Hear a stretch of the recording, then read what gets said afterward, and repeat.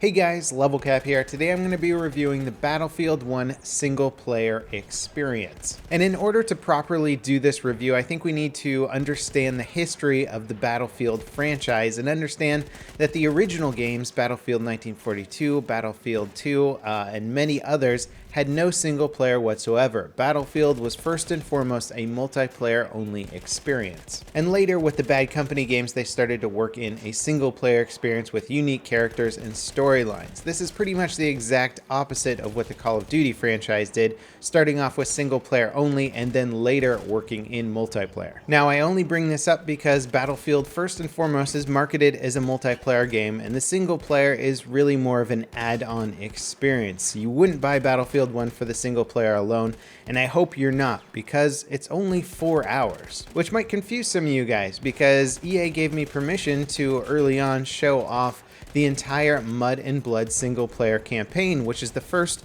of 5 missions of the single player. That mission itself was an hour and a half. It was fleshed out, had good character development, very long, well-developed levels. And if you were basing the entire single player experience off of that first mission, I think you would be pretty excited about what you can expect for the rest of it. Unfortunately, the remaining 4 missions average about 38 minutes apiece, almost a third the length of the first mission, and far less time to build up characters, dramatic stories, or flesh out big, compelling single-player levels. Had the remaining 4 missions had the same production quality as the first mission, I think the single player would be much stronger and actually be able to stand on its own, but because they seem so cut short and frankly low in production quality compared to the first, I have to say I'm a bit let down with the overall single player experience. Now I'm going to start getting into some of the details here, and there will be a few spoilers from this point on. If you guys don't want the single player experience spoiled for you, then you might want to stop watching right now.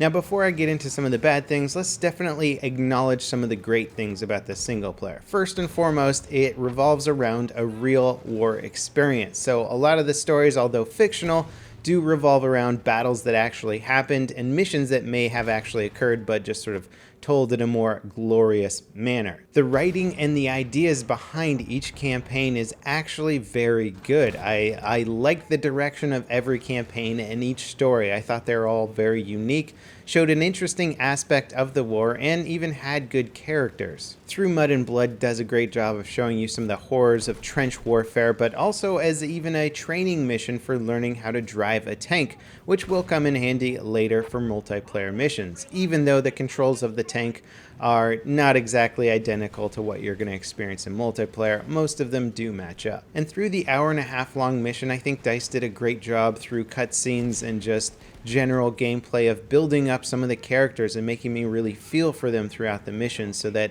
I felt more attached to them and the character arcs felt more believable, which was something that was pretty much unattainable in the extremely short missions that DICE had with the rest of the campaign. Also, something that wasn't quite as apparent in Through Mud and Blood was the quality of the AI. You're in this giant tank, so of course German soldiers are going to be charging you and trying to take it out, and you're just going to be mowing them down like nothing. It works well for a tank mission. Even though you do get out of the tank at certain points, it's only briefly and you don't really have to deal with the incompetence of the enemy AI. However, in the other missions, when you start to get on foot and do some more ground combat, the lack of the AI skill is really apparent. I had to actually increase the difficulty level to hard after the first 2 missions because I was so bored with the ease of medium difficulty, and even on hard difficulty, the AI did painfully stupid things that made them so easy to take out. The very last mission, Nothing is Written, I had a suppressed sniper rifle and I was taking out AI, and I realized that they all just kept running systematically to try and climb these 2 ladders, and I had to clear out this entire level that was filled with baddies in different buildings. But each time I killed the guy climbing this ladder, somebody else from around the map would come running and try and climb the very same ladder. All I had to do was just sit there and keep sniping people climbing the ladder until the entire level was cleared out. It was absolutely ridiculous, and it turned a mission in which I'm supposed to sneak around this city, taking out baddies, into one where I could just sit there shooting people, climbing a ladder methodically until they're all dead. Now, on one hand, I actually really enjoy single player games that have more open world level design like Far Cry or Crysis, but those games had intelligent AI that could sneak up on you, could hunt you down, and could always keep you on your toes.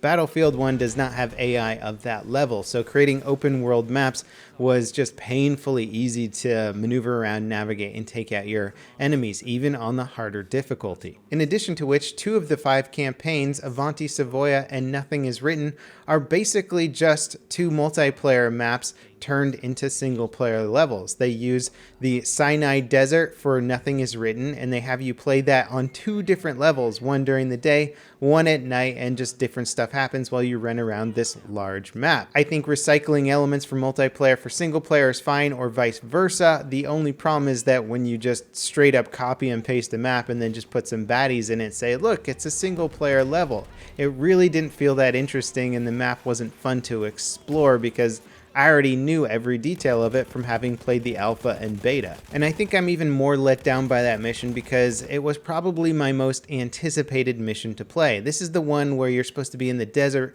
fighting with Lawrence of Arabia against this giant steel train while you're on horseback and there's airplanes flying overhead and all this crazy stuff is going on. They had great trailers for it. They showed off stuff that really wasn't in the single player element. The final battle with the train, which I assumed was going to be on horseback based on the trailer, where I imagined we'd be chasing the train down and maybe have to mount it or do some cool stuff while riding past it by throwing explosives, was not that at all. You could ride around on a horse and fight a stationary train if you wanted to, but that wasn't really that fun. The level really just consisted of running around the same multiplayer map, dodging the artillery shells that were being fired at you constantly. It wasn't challenging in the slightest, and the few times I did die was from purely random placed artillery shots happening to land directly on me. So rather than feeling like my deaths were a result of making a strategic mistake, they just felt like random happenstance, which you could argue is part of war, but when you're trying to play a single player campaign, you don't want to kill off the main player just through random stuff that could happen. It's fine to do that in multiplayer with bombs landing on you or whatever, but single player having a random artillery strike just kill you flat out in the middle of a mission isn't really the most enjoyable experience. Nothing Is Written could have been one of the most engaging elements of the single player, but I felt like even story-wise it was one of the most lacking and probably my biggest letdown of the whole game. Probably because I was most excited for it and was ultimately left with, I think, the least enjoyable single player mission. Now, I actually really enjoyed the story behind some of the other single players, like Friends in High Places, which is the dogfighting mission covering 2 characters as they sort of fight their way from mission to mission in these totally insane over-the-top aerial battles, which are really fun. And the final one is absolutely crazy. You're going up against multiple airships. It's actually unbelievable, but they give you a cool way of explaining the story and that the main character could be embellishing a bit based on what actually happened, and that's fine. It gives you a good excuse to sort of believe why you might be there, or at least understand the mission you're playing. The big problem with this mission for me, though, is that right from the start, instead of flying with your multiplayer controls, they replace all the semi-realistic controls from multiplayer and give you this very, very arcadey experience where you basically just point in the direction you want to go. I wasn't even able to control the roll of my aircraft, which for anyone who even remotely likes flying or flight sim games, that's a big part of flying, and not being able to switch my controls into a more realistic format was extremely annoying. It felt like just playing one big long Star Wars Battlefront mission. And I understand the need to make the controls arcadey for people who are not good at flying things. That can be a very hard skill to learn or wrap your head around flight mechanics for somebody who's not interested or not familiar with it at all. But they should have included the option at the start of the mission to say, hey, would you like to fly with multiplayer controls or would you like to turn it into easy mode?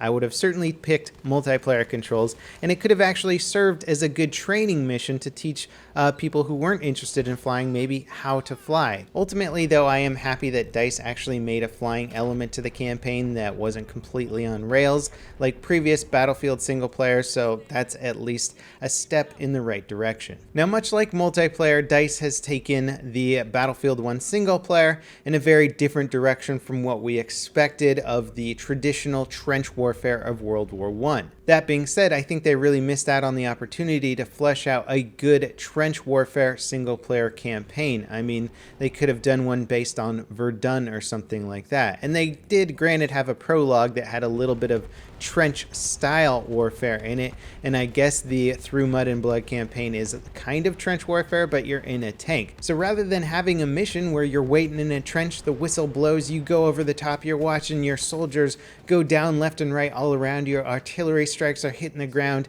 you have to jump into an enemy trench and clear it out. There was no mission like this, which I think is the most iconic and quintessential element of World War I, and maybe DICE was just trying to avoid the stereotype of World War I so much that they forgot to do a traditional World War I style campaign, but I really was looking forward to having some sort of good trench warfare element to it, and it was not there even in the slightest. And speaking of missed opportunities, they do have the Gallipoli campaign in single player, but rather than showing the massive beach assault, which is basically the D-Day of World War I, you get to the mission after that has already occurred. So you see lots of dead bodies on the beach, you spend about 10 seconds on the beach taking machine gun fire, and then you're up on this hillside like fighting and all these other missions. And so I think missing out on the cinematic like opportunities of that mission was kind of a big mistake and really a letdown, because I was super excited about the Gallipoli campaign, and then when I actually played it, I found it really boring. The missions were not any sort of beach assault at all. It was just sort of running back and forth, much like the name of the mission, Runner. And the story itself actually wasn't bad. I feel like I could have really connected with the characters more and felt more of a loss during the mission had there just been enough time to sort of build up the characters. It needed to be longer, more needed to happen, and I really think that overall is the really biggest lacking point of this campaign, is they just didn't give it enough time. It could have been a lot better. Now, one critique of the campaign that I think a lot of people are going to miss or maybe not even talk about is the fact that there was no Central Power missions in there. Now, World War I is a complicated beast. It's not like World War II, where Germany invaded Poland and then everybody went to war and there was Nazis and the Holocaust and just all this awful shit happening, where it's like it's kind of easier to blame someone for starting that war. World War I was much more complicated, and by not showing any storylines from the perspective of, say, the Germans, DICE missed the opportunity to show the actual complexities or even the humanity of the war. And I think this element is important because, one, I've already seen a bunch of German commenters complaining that there was no portrayal of their campaign or what happened in the war, and that this was pre-Nazism and that Germany wasn't like some sort of pure evil country or anything like that, and not portraying them in the video game does sort of make them a faceless enemy. It dehumanizes them in a certain way. And although I don't really think it's DICE's responsibility to make political statements about World War I, a lot of historians believe that blaming Germany for World War I at the end of the war is ultimately what led to Nazism, the rise of Hitler, and then ultimately World War II. So creating a game that again perpetuates the idea that potentially the Allies were the only heroes during the war feels like a bit of a mistake, or rather a missed opportunity to shed some extra humanity and depth to the complex storylines that surround this war. So anyway, let me try and wrap up this video and sum up the things that were good and bad about the single player experience. Good is that the graphics were amazing, the sound design is great, most of the writing is actually really good, and I like the characters. The bad is that it wasn't long enough. There's a lot of recycled elements in the later missions, and the later missions just don't have enough length to actually build up the characters in any sort of meaningful way. The enemy AI is very unimpressive and easy to predict, and even the friendly AI can ultimately lead to getting you killed. On its own, the single player campaign certainly doesn't stand, but when you combine it with the multiplayer aspect of Battlefield 1, the entire package is definitely more than acceptable. So although I'm being quite hard on the single player campaign, it's still important to understand that it's really more of just an add-on to a multiplayer experience. And it's still a hell of a lot better than Battlefield 3 and Battlefield 4 single player. So step in the right direction, DICE. If you have a bigger budget next time, maybe you can flesh out some of the later levels. And honestly, if the choice was, hey, we can make the single player longer, but we're gonna have to cut back in the multiplayer area, I would say, no, forget it, you know, cut back on single player, focus on multiplayer, because for me personally, I think that is the real selling point of Battlefield 1. As always, guys, thanks for watching. I hope you enjoyed the video, and I'll see you next time. This is Level Cap, signing off.